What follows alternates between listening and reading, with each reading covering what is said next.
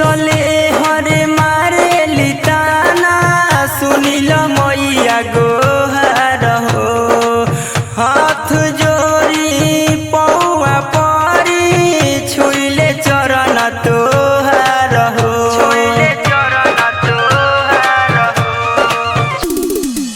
सखी सले हरे मारे लिताना सुनिल मैया गोहार हो।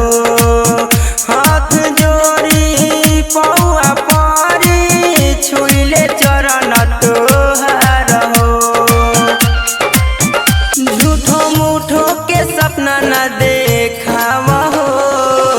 दे दो ये मैया गोदिया में लाला नवा हो।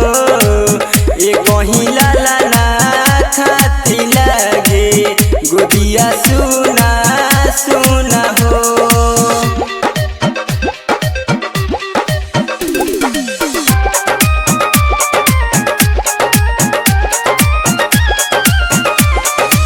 साथी सुदीस कहे सुनिल मैया बाझिन के गोहार के।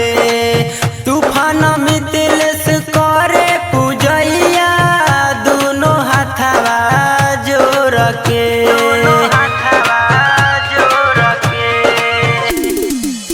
साथी सुदीस कहे सुनिल मैया बाझिन के गोहार के।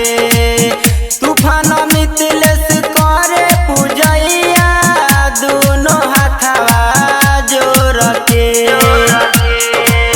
मुरारी संदीप और जिला गाव हो। दे दो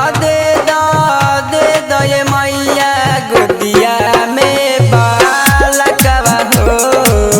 ये कहीं बालका खाती लगे गोदिया